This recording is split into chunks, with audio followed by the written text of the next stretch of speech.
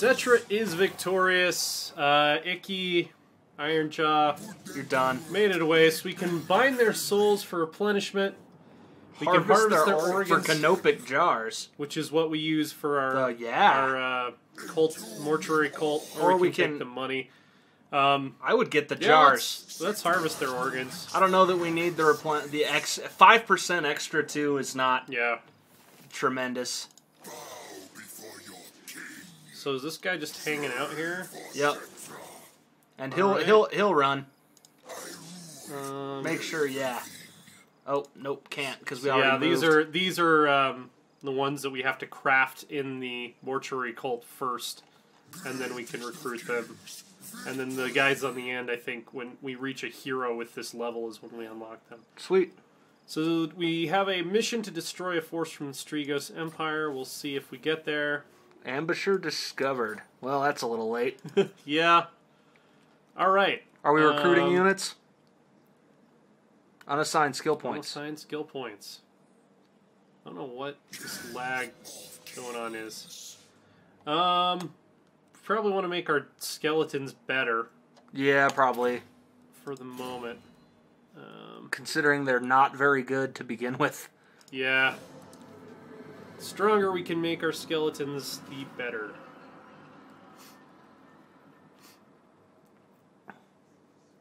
And we lost our chariots, which frees up a spot in the army for an actually good unit. Mm-hmm.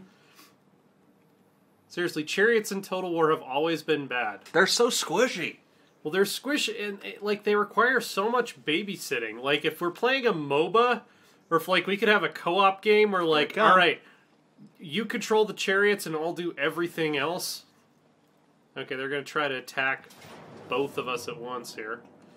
Again, I think with the Realm of Souls we'll be fine. Yeah, it looks like a pretty shitty composition here, but I think the War Sphinx and our Realm of Souls will make the difference in this one. Oh yeah. Especially if we can come to grips with this force for any prolonged period before his allies get here. We will crush that army like a bug.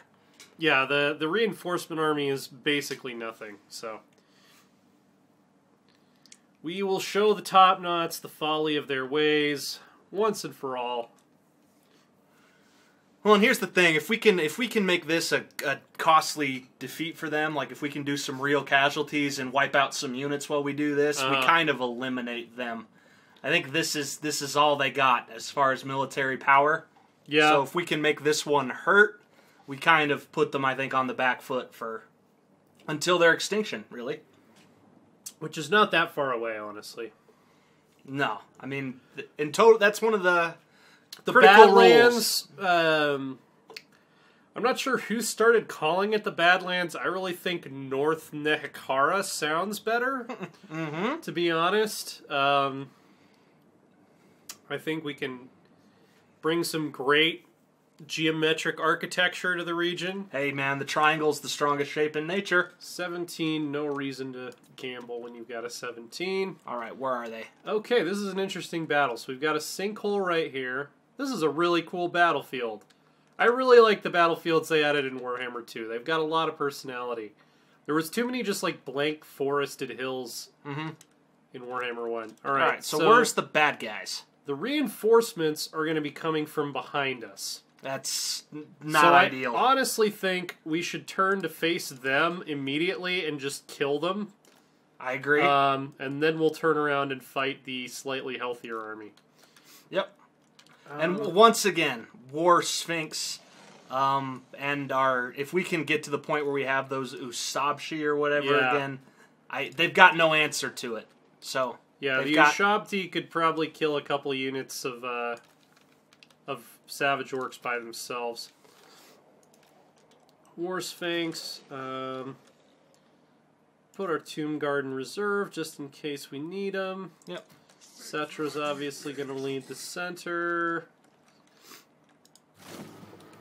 Alright, and then we're just going to go ahead and we're going to scoot up just a little bit so that they're going to spawn in right on top of us, probably. Oh, shit. That is exactly what they didn't want to happen. to be honest. Like, oh. Alright. Just look at how unhealthy they are. Oh, this is gonna hurt. War Sphinx. I want you to go after their cavalry, etc. I guess just get in the mix until we see their general pop. Look at the War Sphinx like, oh, cavalry! Yeah. Come out to play! oh! Yeah, this is gonna be over so quick. Actually, you go after their archers. That's your top priority. Their archers are targeting our Tomb Guard, which is actually smarter than I would have given them credit for. And the enemy lord is dead. That means we have one more enemy lord to kill. And they're not going to get here anywhere near in time. No, these guys are going to be completely fucking dead by the time their friends get here. Oh. He's got a blade on his tail. He's got archers on his back. He's covered in the blood of his enemies. He's the Cambrian War Sphinx. Yep, they're done. We're almost up to the first Realm of Souls threshold. God dang. Here they come. They're getting a little close. Yeah, we'll have time to turn and face them.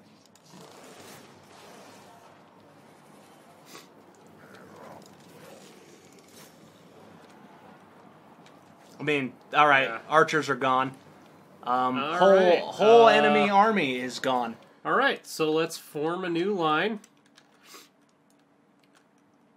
That was, I think, a very intelligent tactical decision. Yeah. Deal with the force that was already on its last legs.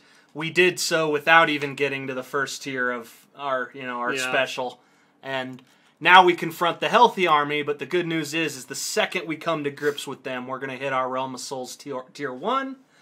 And I don't think they'll be able to get the job done, and we have that Ushabti to finish this if we need it. Yeah.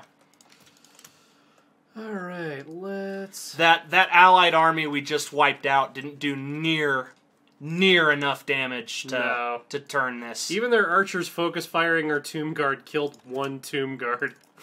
It's in any battle where you bank on reinforcements like that, your reinforcements have to at least deal damage.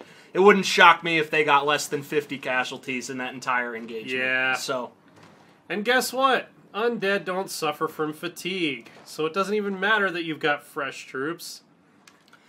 Because we've got undead troops. Gonna wipe them out. Yeah, I don't know why they decided to get tangled up in that.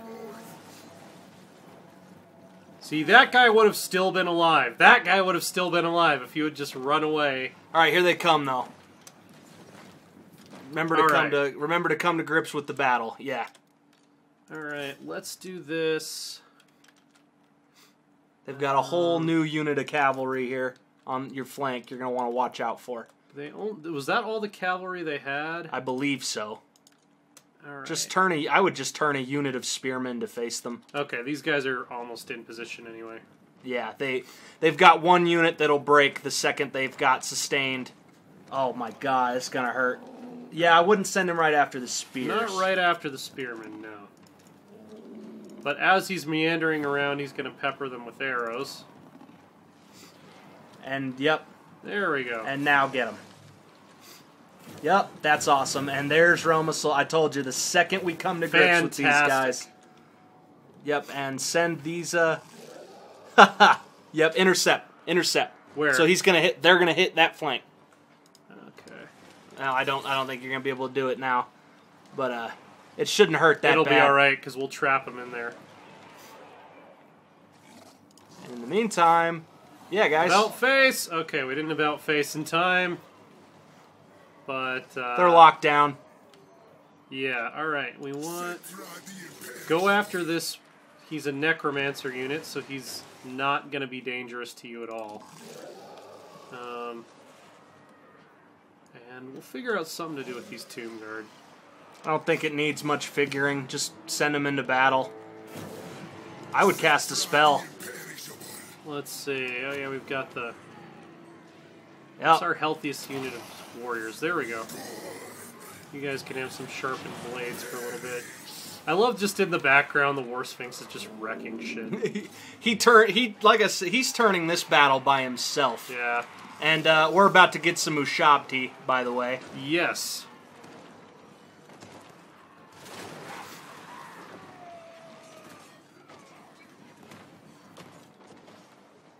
Okay, so their cavalry might actually kill our spearmen over here, but that's alright. Because they're helping us build up for Realm of Souls, and because they're attacking spearmen with cavalry, they are not trading favorably. This unit's about to break. Yep. There we go. Yep. The War Sphinx is just like... Yeah, he just doesn't give a fuck. Like, he's just over here. This isn't even the best Sphinx. There's actually a Sphinx that's stronger than this. Oh. They can't even hurt it. This is like a B team Sphinx. Just wait until we get Necro Sphinxes. Okay, Ushabti. Alright, where are these guys going to be of best use to us? Probably, like, right here. Yep. I'm okay committing all these resources. Okay, there they are. Finish it. There we go. Oh, God. They just have, they have no, they have no answer. I mean, we have to at some level have some pity for the mortals. They didn't know how bad they were going to get fucked up if they came down here and messed with our shit. There's probably no way they could have known. Oh, War Sphinx in the back. Yeah, and there we go. Yeah, that's that. And that'll do it. That's that. Here's the thing. Was that costly? Yes, that was costly as hell. But we broke the topknots military power. Yeah. I mean, that's all there is to it. What meaningful resistance can they offer after that fight? We have 823 remaining. They have, between the two of them, less than 500. Well, and their units are so badly battered. If we come to battle again, they'll just evaporate. I do think we should probably go with the unit replenishment post-battle option for this one, though. Yeah, that's probably just probably in case wise. They want to turn about and come at us again. We want to 106 kills on the War Sphinx. They don't have any answer. The orcs don't have a unit in their entire kingdom that can even slow it down. Nope. And that's that Ushabti thing. That's borderline OP. Like, granted, once you've taken enough casualties to get there, that battle's already costly. But those things are unstoppable in the early game. Every unit they attack literally just evaporates within 15 seconds. They pretty much cut infantry apart without a second glance, yeah. Which is pretty useful. Well, here's the thing. I think it changes your battle calculus. Yeah. I think it really does. It's like, do I want to fight these guys? But I have enough troops to get to the Ushabti. That it changes the entire calculus of the battle. Like, it's suddenly stuff that is not winnable is suddenly winnable with the War Sphinx and those things. Yeah, definitely a faction where you have to protect your good units early on because your rank and file infantry are pretty shitty until you get the tech. Do skeletons get any veterancy? I think they do. I think it's just that they don't get very many kills, so it takes them a long time to rank up. We'll eventually replace them with, like, Nehekaran warriors and Tomb Guard, which are still skeletons, but they're more special skeletons. So. Yes, with better weapons armor. Oh, yeah. Yeah, Nehekaran warriors have the dual scythe swords, which is pretty awesome for shock tactics. And then Tomb Guard, well, we've already got one unit of them. They just hold the line. That's their job. But again, I think even when you tech up as Tomb Kings, you want to continue using regular skeletons situationally, Because they die quickly and get you to the Realm of Souls threshold quickly. Well, it's just that's a battlefield turner. Like the buffs it gives, the healing. It just had you not had that fight might have gone a little differently. Like a little. I still think you'd have found a way to claw it out because of your lord, but it'd have gone a little differently, I think. Yeah. Like those first two literally kept units in that engagement alive. This is why I really need to get an SSD that has enough space for this game on it. All right, we're gonna bind their souls. We should. Yeah. They're the gods. Yeah, they're a mess now.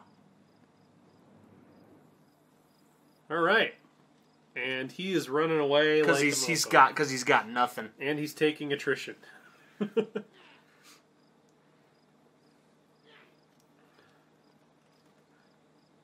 All right. Well, here come the Eyes of the Jungle. That's a powerful army. They are a rogue army.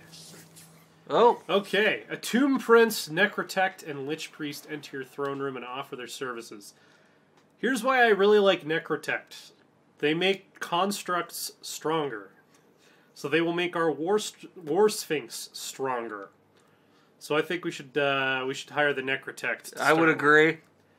So Masters of Stone and Construction Necrotects improve construct units' performance in battle, whilst also granting greater mobility and improved income in the campaign. I don't like that there's a rogue army that close to our capital. That's interesting. So it's a wood elf with some lizard men. That's very powerful for early. See. They're not at war with us. You need me? Yep, let's try to see. Get them happy. Yeah, they're completely neutral with us. This is not Athelloren. Yep. That is provably untrue. All right. I'd get your army recovering though. That was a savage couple of battles there. Yeah. All right. I was gonna try to show him where Athelloren is. I mean, you can finish that if you want. Yeah, we won't just want to get rid of this army. I mean, I'd auto-resolve it. Yeah. And I'd probably, bind souls, we're hurting bad enough. We don't want him, well, I kind of do want him to get funny ideas, because that would be hilarious if he came down and tried to fight us again. So let's see, we lost one unit of spearmen, the rest of them lost their swords. We probably have unassigned skill. We have lots of unassigned skill. Okay, well, dang. Plus armor. Let's see. Plus charge. For charioteers and the War Sphinx. Let's see. Melee defense for constructs. Oh yeah, by the way, Ushabti with bows is a thing. Oh god. Probably what's going to be of most use to us right now is the +6 armor for Tomb Guard and Skeleton Warriors. I would agree. I'd max it. Yeah. Yeah. All right. All right. We are ready to upgrade. Where's your Necrotect, by the way? Crypt. He spawned right here. Yeah. And it increases mobility. Yeah. Awesome. So we have right now the crypts. Oh, cool. So we unlocked the incantation of Tra. Which, unique Necrotect hero capable of colonizing ruins at level 3. Nice. Okay. Do it. Do it. Awesome. Alright, cool. So we currently have crypts. The dead return unaware that what was once their grave is now also their home. We're going to upgrade to a mastaba. Yep. Houses of Eternity are typically flat-roofed tombs. Like all crypts in Nehekara, once built, settlements soon rose up around them. Awesome. So. And we have a new hero. And what's even better is Savage Orcs are illiterate, so it's probably going to take a while for the rest of the world to hear that the dead have risen. Yep. And are building an empire in the south. That is a good point. And he's just sitting over there taking attrition. That is what the fuck, dude? That is a bad idea. By the we're going to catch up with him this turn, and he's going to have nothing left. Muga one finger. He's going to be Muga no fingers. Like, he's got nothing left.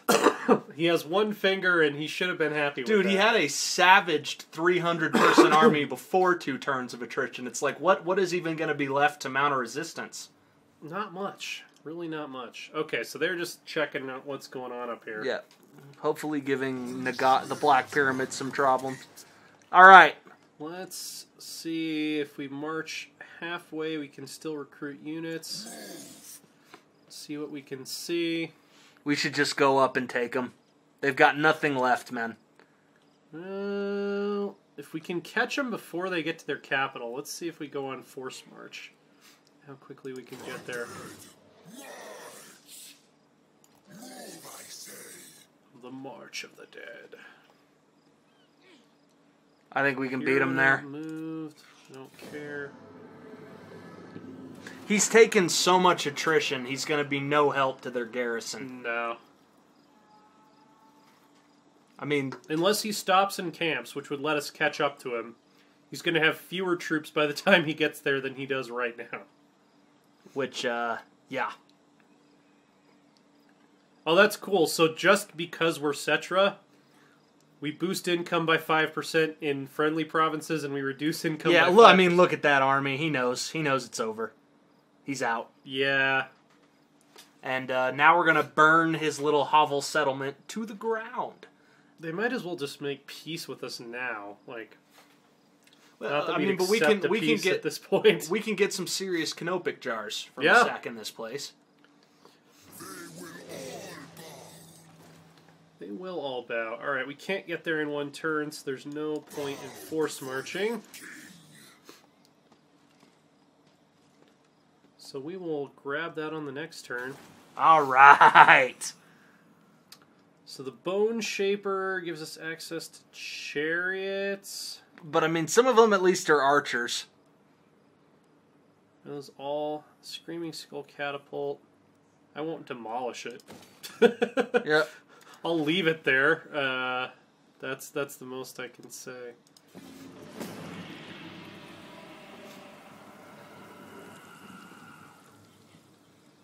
Yeah, we need... already got a population surplus in Land of the Dead again. Building growth buildings early is apparently a good strategy for these guys. We do need to figure out something to, I would say, beef up our income a little bit, though. We're having a hard time getting money. And these guys don't need money for troops, but they need it for buildings. Right. And for mortuary cults and all that good stuff. Yep, we're about to take out these top-knot guys. All right. Yep. Cetra is close. I don't just auto-resolve it. Yeah, let's just auto-resolve it. Ouch, but... I would we want to sack it first before we occupy it? I would sack it. Alright, let's sack it first. Hero not moved, we don't really care. Alright, and he's over here. What do we build? See. So this gives us income. That just gives us public order, which we're not worried about right now. We also don't have any vampiric corruption. So the Charnel Plaza. What does that give? In the once resplendent streets of Nehekaran cities, the dead shuffle about their business as if nothing has changed. 50 gold a turn and +5 campaign movement range for starting in this. And we should build a military building now. Oh, we actually have access to a gold mine. Golden Do idols. it. Do it. Yeah, that's easy. Military buildings after this. Next up is military. And yes, I think we needed the money. Sacking it was good, and the casualty replenishment. And they won't really have a garrison on the next turn, so. And in the meantime, that army should still be taking attrition somewhere. Yeah, unless he made it to another town. I don't know what. He had 3 units left, and they were almost half strength. Yeah. So it's like, what are you gonna do, brother? It's gonna like stumble into town with just his lord left, and maybe have time to recruit some more units. We'll see. With what money, though? That's the one thing they got to play by the rules. Yeah. The AI gets to cheat a little bit, but... all right, now take much. All right. Yep. Lost 1 unit of skeletons. But we'll occupy it now. And we're going to occupy it. Yep. This is awesome. Orcsbane. That nice. will help. That will help. All right. Now we get any, like, special shit? Okay, they haven't made special models for when Tomb Kings conquer orc settlements yet.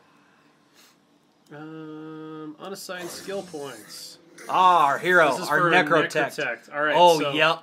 Restore. Replenishes. That's a healing spell. Stone Shaper gives armor and missile resistance. Wrath of the Creator, armor piercing, and melee attack. That sounds like a great spell. Yeah. And then put that on the War Sphinx and watch what happens. You know what I mean? Yeah. And can we recruit here? We actually can. We can recruit skeletons, which is all we really need. And you can recruit global if you want. It'll take extra turn. Well, we've got to let them recover a little bit. We've got extra turns to spare. Well, we want to let our losses recover too. Yeah, let's see. Especially the Tomb Guard. You're not moved. I don't care.